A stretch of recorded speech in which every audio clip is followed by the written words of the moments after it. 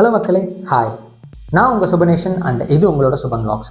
இன்றைக்கி நம்ம எந்த வண்டியை பற்றி பார்க்க போகிறோம் அப்படின்னா, நம்ம ஒரு எலக்ட்ரிக்கல் டூ வீலரை பார்த்து ரொம்ப நாள் ஆயிடுச்சு. ஸோ ஒரு நல்ல ஒரு எலக்ட்ரிக்கல் டூ வீலர் இப்போ கரண்ட் மார்க்கெட்டில் இருக்கிற மாதிரி ஐடி எம்ப்ளாயீஸ்க்கு ஏற்ற மாதிரி இருக்க மாதிரி இருக்கா அப்படின்னு பார்க்கலான்னு சொல்லி தான் ஒரு வண்டி எடுத்துகிட்டு வந்திருக்கும். அந்த வண்டி வந்து பார்த்திங்கன்னா VX2 Go, அதாவது விடாவோட VX2 Go.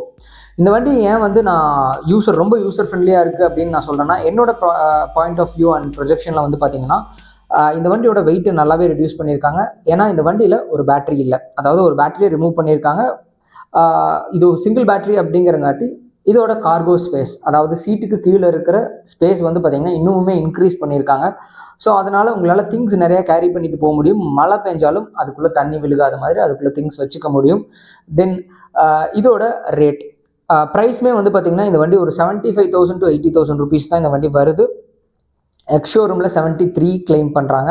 ஸோ அதுக்கு நீங்கள் ரெஜிஸ்ட்ரேஷன் ஃபீஸ் அண்ட் மற்ற இன்சூரன்ஸ் அதெல்லாம் கட்டும்போது உங்களுக்கு வந்து பார்த்திங்கன்னா ஒரு 80 to 85 வந்து பார்த்திங்கன்னா இந்த வண்டியோட ப்ரைஸ் முடிஞ்சிடும்.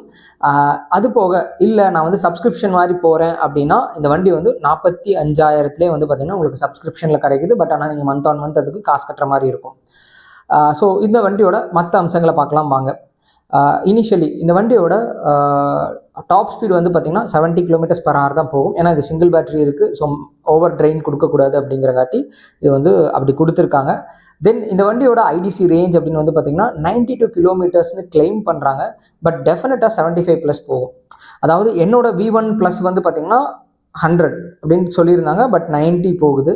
ஸோ இவங்க வந்து சிமிலாரிட்டிஸ் வந்து பார்த்திங்கன்னா இப்போ VX2 Go வந்து V1+க்கு ஈக்குவலாக வந்துருச்சு. ஏன்னா பேட்டரி இம்ப்ரவைஸ் பண்ணிட்டாங்க.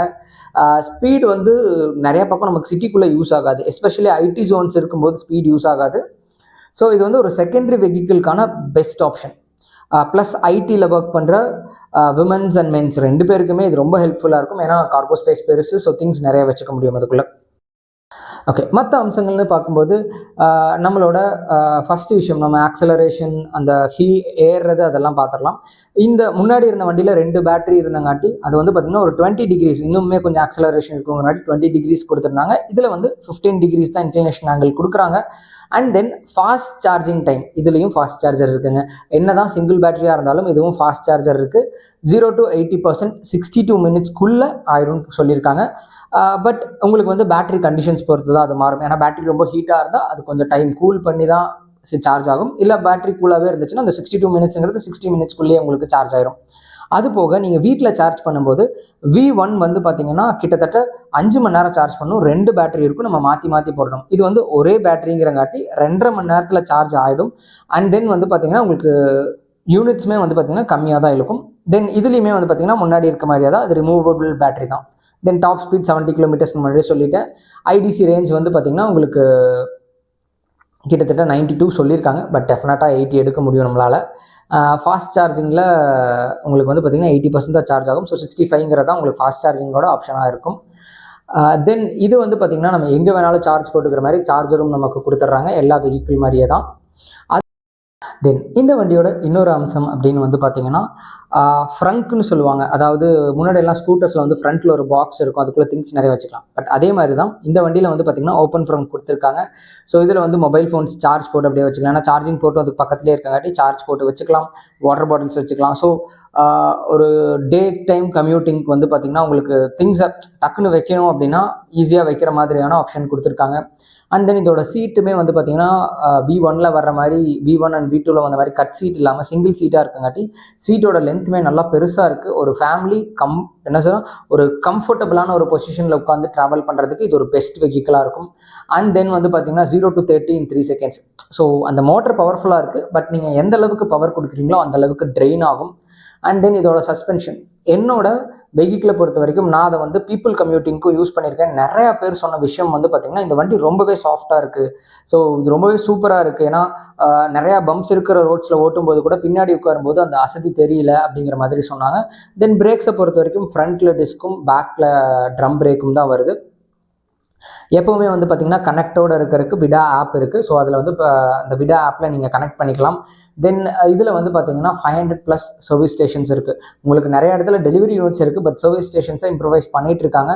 இது எலக்ட்ரிக் வெஹிக்கிள் அப்படிங்கிறங்காட்டி அதோட மூவ்மெண்ட்ஸ்க்கு ஏற்ற மாதிரி தான் சர்வீஸ் சென்டர்ஸ் வரும். ஸோ 500+ சர்வீஸ் பாயிண்ட்ஸ் இருக்குது அண்ட் 3900+ சார்ஜிங் பாயிண்ட்ஸ் இருக்குது ஃபாஸ்ட் சார்ஜிங்க்கு. தென் கலர்னு வந்து பார்த்திங்கன்னா உங்களுக்கு வந்து டார்க் கலர்ட் ப்ளூ, அதாவது பிளாக் அண்ட் ப்ளூ கலந்த மாதிரியான ஒரு ப்ளூ இருக்குது, ஒயிட் இருக்குது, அது matte white, and then yellow, matte yellow தான், தென் பிளாக், அதுக்கப்புறம் ரெட். ஸோ இந்த கலர் ஆப்ஷன்ஸ் 5 கலர் ஆப்ஷன்ஸ் தான் இருக்குது அதில். இது போக உங்களுக்கு இந்த வண்டியை நீங்கள் ஓட்டி பார்க்கணும், இல்லை அந்த மாதிரி ஏதாவது டெஸ்ட் ட்ரைவ் பண்ணி பார்த்து வாங்கணும் அப்படின்னா தாராளமாக எல்லா ஷோரூம்ஸையும் நீங்கள் காண்டாக்ட் பண்ணலாம். எல்லா ஷோரூமே டெஸ்ட் ட்ரைவ் கொடுத்து தான் வெஹிக்கிள் புக்கிங் எடுப்பாங்க. ஸோ நீங்கள் அதை பண்ணலாம். தென் இதோட டிஸ்பிளேவை பொறுத்த வரைக்கும் இது வந்து பார்த்தீங்கன்னா 4.3 inches LCD, டிஎஃப்டி கிடையாது, இது வெறும் எல்சிடி தான், டச் வராது.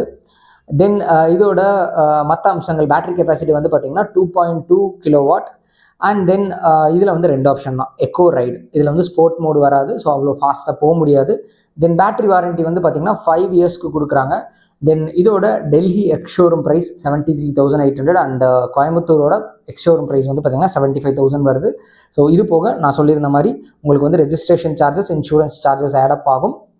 அதுக்கப்புறம் தான் உங்களுக்கான ஃபைனல் காஸ்ட் வரும், ரோட் காஸ்ட்.